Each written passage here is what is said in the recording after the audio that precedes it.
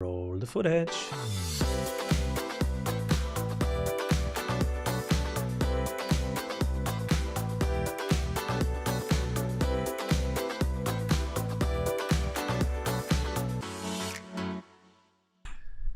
Simon, how can I land better keynotes, charge more for my keynotes? How can I be a speaker? How can I make a living out of being a speaker? All these questions have been coming over the last months, and my answers are very thin because that's not my area of expertise. That's why I have invited today Elena Pawęta to talk about this. She is the queen of TEDx's and of speaking. Welcome, Elena. Hello. Thanks for having me. Great to have you here. So help me out. What do we answer those people? Well, the answer is very simple. In order to land a TED Talk or another big speech, you need to have something to share. You need to have an idea worth spreading. And this is basically what I help my clients to do, is to find their idea worth spreading, to craft it, to prepare their talk, and only then to try to get on a big TEDx stage. Because if you don't have the message to share, then it can be harder to get on a big stage. How do I know if I have an idea worth spreading? Well, you can check it. There are certain criteria that you can certain questions that you can ask yourself. For example, is something that I want to share is new?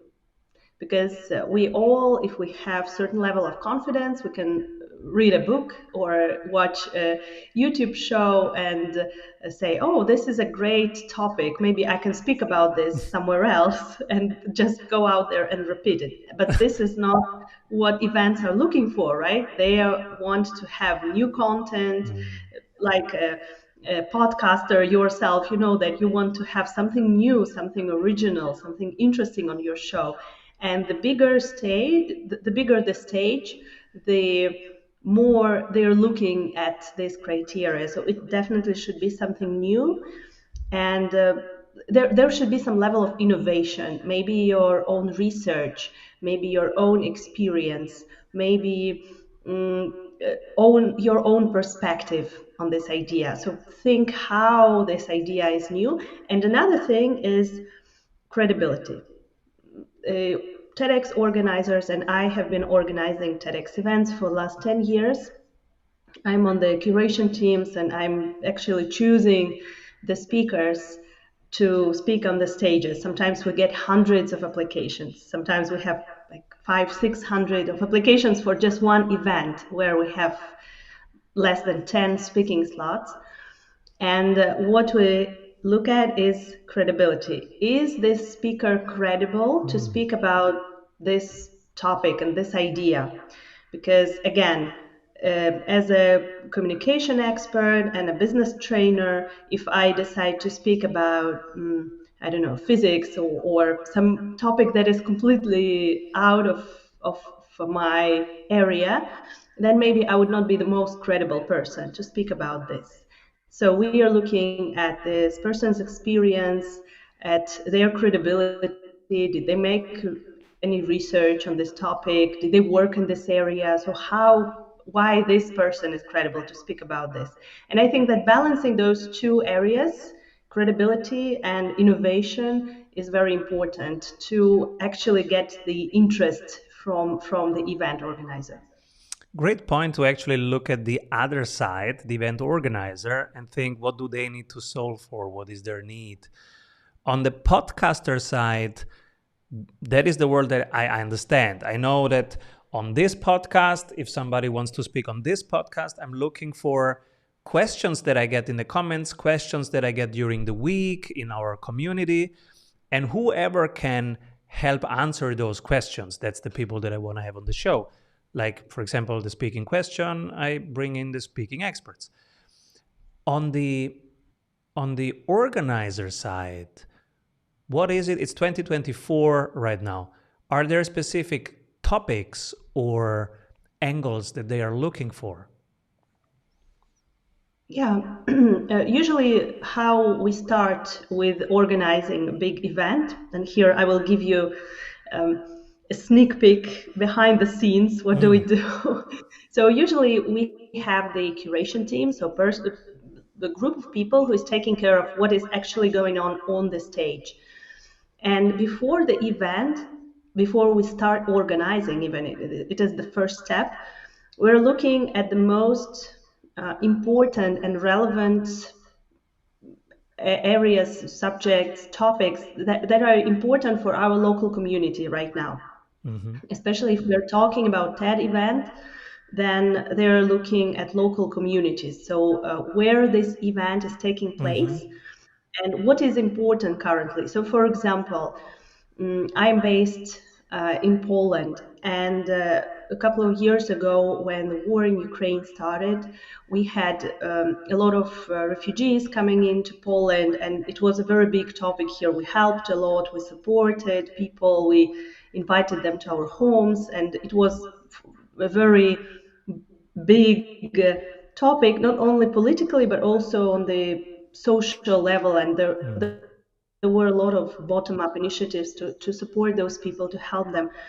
And we had a lot of ideas and a lot of speakers about this topic. So we had wonderful initiatives where people were describing how they supported animals, for example, in the war zones. And I think that it is, as from a speaker side, it is also very important to do this homework before applying to an event. So where are you located right now? Where your event is located? What is important right now? Is there what is going on the political scene? Let's say maybe elections or wars, anything that is important for people right now. What is going on the business scene? Is there any innovation, VR or AI or anything else? So look at those things, current trends, and you can be absolutely sure that those topics will appear on those big stages, because organizers are looking at what is important right now, and they're looking for ideas that can support those topics. And this is very important. They're not looking for people, they're looking for ideas. That's why when you're applying, try not to focus on yourself, not to say that, oh, I'm an experienced speaker, I have 20 years of experience of speaking on big stages, blah, blah, blah. So this is not relevant for the organizer. What is relevant is, what is your idea? Is it new? Is it credible? How it can contribute to the community, how it can help community. So those are the most important thing. And of course, you can describe, you show your credibility as well, but try not to focus on it 100%. Will those topics be publicly published somewhere, or should people just come up with ideas based on what they think is relevant?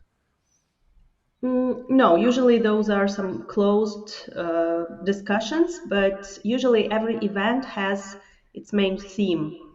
So you can have a look at the main theme, or some big conferences, they have areas, for example, business area or marketing area, or so you can have a look at the event webpage. You can contact organizers, but I would not recommend to do something like many people are doing, to contact the event organizer and tell something like, what topics are you interested in? I can speak about anything. So this is definitely a no. It is like in sales. I would give you an analogy, because I know you're an expert in sales. It is like coming to a client and saying, I can sell you anything. What are you interested in?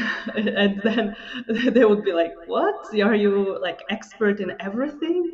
This is the same with speakers. When someone says, I can speak about anything, it is an immediate no, thank you, red flag. Interesting. And so, when is the next TEDx that you are contributing to? So usually now I'm on the curation team of the TEDx Warsaw Women event. It is the event that is happening in the end of the year, November, December in Warsaw. And we are usually covering topics that are important for women, some interesting business idea by women, or topics that can contribute to women development, businesses, and so on. I think that this is an event that is very popular, especially among women in business. We can see that a lot of corporate people, a lot of high level women attend our event. So we are very happy that it is developing. Now we have almost 1,000 people in the audience at our events, and also very interesting speakers. We now landed a gig. We are preparing for a gig. It's a month before the event. What are some tips on how to prepare a month before, a day before, 10 minutes before? Well, I would start even earlier than a month before, Mm. to be honest. I would really recommend to start earlier if it is an important big stage. Because usually talks like TED Talks or other big conferences, big stages, they have recordings, then they upload those recordings online. And those recordings, they are like your online business card, Mm. and it will always be there. So what I would think about is, first of all, before choosing the topic, what do you want to be known for? Okay, so what do you want to stay as your legacy online for a couple of years, and even more? Then after you decide the area, the topic that you want to speak about, and you get accepted, I would really recommend to prepare.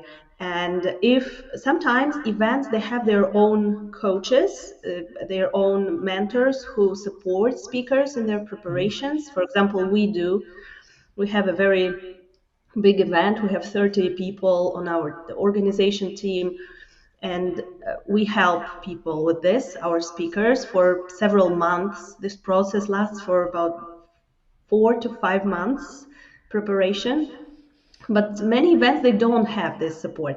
So what I would recommend to do is to have a coach, a person with whom you would prepare for this talk, some maybe an accountability partner or a coach, speaking public speaking coach. And to be honest, as I am a public speaking coach myself, and I am a business trainer in communication. But when I was preparing for my TEDx talk, I did 2 TED Talks myself. When I was preparing, I was working with 2 coaches. Two. And yeah, Why? because I had I'll tell you why. Because one of them was all about the structure and about the Mm. how to get the message through. Is everything clear? So it was like my accountability partner. She was checking and giving me some suggestions. And the second coach, I knew, again, as I'm in this business, in this training business, I know a lot of people with different specializations and Mhm. niches. And I know that the second person is great with humor. She's an Mm. amazing humorous speaker. So I just said, can you help me with this? Have a look at it. What do you think about the jokes? How Mhm. would you add something to make it more interesting, to make it more funny? So, and I must say that even as me myself, I'm helping other people with this, but I needed this support. So this is what I would recommend to you, to Mm. work with someone who can help you to prepare really well and to take it seriously, because I think that those big events, they are really your legacy. And then many years later, still some people watch your talks online, and I'm still getting messages on LinkedIn. Oh, I just saw your TEDx talk and it was interesting for me because of so it is an ongoing thing. So I would recommend to really prepare for Totally. And so, what are you excited about? What are trends that are coming in your space that you are looking with passion towards, that you're interested in? Well, now I really like that. As I mentioned, I'm a business trainer and I work with corporate clients a lot on presentation skills and on leadership skills. And I noticed that many companies, they don't want just a presentation training or public speaking training for their employees. They want to have this wow effect, and they say that we want our employees to speak like TED speakers.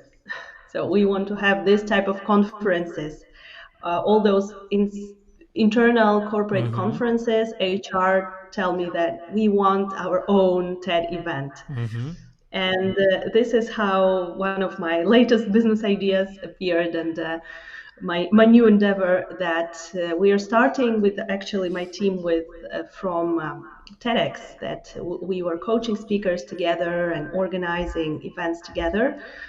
And now we are moving this TEDx coaching to the corporate world, and we can make the most boring presentation sound like a TED talk. This is our goal, and I really like this trend because I think that this is what people need, because so many people complain about meetings being boring, about corporate presentations and corporate slides being boring and being a waste of time. So why don't we just take this 1 hour boring presentation, condense it into 15 minutes power talk, entertaining talk, and just send some of the data via email that we don't need to go through, and yeah, and make it more interesting. Then I think that many people will be happier at work and the work will be more effective after all. I just saw today on Twitter that right now the amount of people that are Googling, I want to quit my job, how to quit my job, is skyrocketing. Like it was an exponential curve upwards. That might speak to your point that actually the way they organize their current work is not very fulfilling, creative, and doesn't feel like a TED conference. Yeah, yeah, absolutely. And you know what? I was recently thinking, I went 2 days ago, I went to a theater with my husband on kind of like pre-Valentine's theater date. And there was a play. The name was, it was according to John Gray's book, Women Are from Venus, Men Are Mm-hmm. from Mars. Yes, I know And John. Yeah. yeah, it is a very nice book. I really like it. But the play was organized as a lecture by a professor who was speaking about this, and it was a one-man show. A very famous actor in Poland. It was so entertaining and so Mm. funny Mm. that I was just, because I know this book, and he Mm-hmm. condensed the whole book into a 1 hour show, which was so entertaining, so funny, and we actually learned a lot of things from this short lecture. And when we went out, we were like, it would be so great if all our meetings and lectures would be done in this way, Mm-hmm. entertaining way. Then we Yes. would get much more information. And this is, I think, where this TED effect comes from. And this is why people love watching those short, entertaining speeches, because they learn a lot. We learn the most in the moments of enjoyment. So when we enjoy, when we are happy, then we learn the most. We Mm. remember the most. And this is the key, I think. So we need to give them entertainment, not just give them information. And since most people are leaving the corporate world, uh, at some point you might not have enough people in there for organizing that. But what about schools, hospitals, etc., the military, where's the administration, right, the public sector, where communication can still probably be made more decentral, more interesting, conversations can go a little bit deeper, probably. Yes, yes, absolutely. I think that it is a very important topic um, to be discussed on many different levels. Definitely, governmental administration level.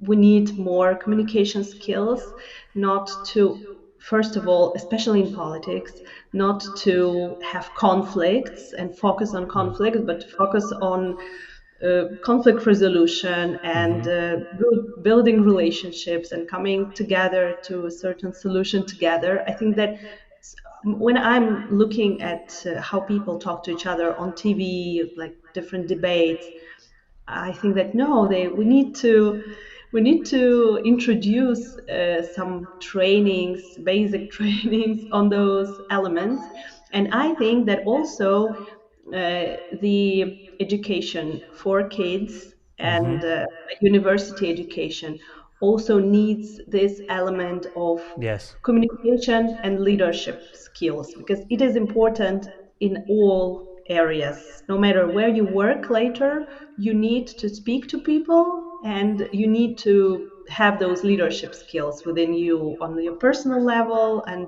when communicating to others. So, yeah, that's why one of my projects is also doing the communication and leadership program for youth in schools. I hope that it will work out. This is one of my future projects that I'm hoping to introduce in the upcoming years. I want to know where you get your inspiration from. One podcast and one book that touched you most recently, after one word from our sponsors. Business would run well even when you are on vacation. Discover how 1,600 business owners have regained their freedom using the Strategy Sprints blueprints. How they enjoy living their dream and watching their business scale. Get the exact checklists they use to go from stressed to fulfilled using the Strategy Sprints method. Order your copy of Strategy Sprints 12 Ways to Accelerate Growth for an Agile Business on Amazon today. And if you love it, leave us a review. For more information, head over to strategysprints.com. What inspires Elena? So, one book and one show that inspired me in the last couple of months was the book by Arnold Schwarzenegger Mm. and how he achieved success. It is so inspiring to see that one man can succeed in many different areas and achieve the biggest title, the biggest success in politics, in sports, in business, and yeah, and just after achieving one success, just starting with another and achieving success in another area. And the show also, the show on Netflix about Arnold Schwarzenegger, I was so surprised because I know I saw his movie and I read about him, but after looking and getting to know his approach better, I was so inspired, and I said that hey, if this man can achieve so much by being an immigrant uh, in a foreign country and become the best in several different areas, then hey, I can also do anything. So I think that we need more of such inspirational stories and to read, some books about people who achieved success in different areas to have this boost in our own business life. I saw this Netflix series, which is less known, where he plays an ex FBI agent, CIA agent, and his daughter. He's taking over. He's retired, but she now gets into the field, and he wants to protect her. So he gets back into office just to protect her, and it's so funny. He's hilarious. He makes jokes all the Mhm. time. I didn't know that he's such a funny person. In that series it comes out really well. Also, is he so funny in the book too? But do you know that this is exactly what he's speaking about in his book, and that he says that at a certain point he decided to be an actor, but he did not want to be just an actor. He wanted to be the best actor, the top actor. And that's why he did not take any basic roles, supporting roles. He just took the first hero number one roles. And then he realized that he's not funny. Then at a certain point in his career, he cannot make jokes. And that's when this was one of his things that he decided to do. He hired one coach, second coach, third coach. He started doing acting classes. He started working with people on his humor. And then he changed the genre of his movies, and he started doing humorous things as well. And he became funny just because he decided that he wants to become funny. So I think that those elements, small elements about his biography that we don't know, that he's not actually, he was never a good actor. He decided to become a good actor. He was not funny. He decided to become funny. He was not a good politician. He decided to become a politician. He learned everything. He had great mentors, and he became an amazing politician. So I think that those elements are very, very inspiring for me, that, hey, if you just need to make a decision and act on it, right? The power of coaching right there. And I want that coach. Maybe there is hope even for me to become funny. And what's the book? Oh, that was the book. What's the podcast? Yeah, the book by Arnold Schwarzenegger, and the podcast. I don't know. I think that I'm inspired by the guests of my podcast. I would say, because this is I'm listening to different podcasts, but what I'm listening to the most is when I'm doing interviews on my podcast, Ideas and Leaders, and it is so inspiring for me because I'm speaking with people on topics of leadership and communication, on basically the topics that I am an expert in, but every guest is just so inspiring, and I'm learning so much from them. So Ideas and Leaders, I'm inviting our audience to listen to it as well. Ideas and Leaders, everyone. And Elena, where can people follow your journey, your work?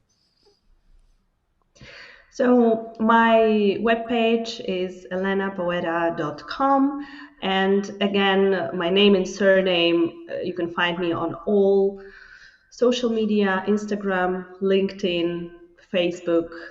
I'm everywhere, so feel free to reach out if you're interested to become a TEDx speaker, or if you're interested to become a better communicator, then I'm there to support you. So guys, we don't have an excuse anymore. If we want to be a TEDx speaker, we now have Elena. So thank you, Elena, so much for being on the show, and keep rolling. Thank you. Thank you so much. Avoid trying to do thousands of things that doesn't work. We have 274 templates for your business success. Reach your ambitious goals with one-on-one sprint coach. We double your revenue in 90 days. What if your business would run well when you are on vacation? Discover how 1,600 business owners have regained their freedom using the Strategy Sprints blueprints. How they enjoy living their dream and watching their business scale. Get the exact checklists they use to go from stressed to fulfilled using the Strategy Sprints method. Order your copy of Strategy Sprints 12 Ways to Accelerate Growth for an Agile Business on Amazon today. And if you love it, leave us a review. For more information, head over to strategysprints.com.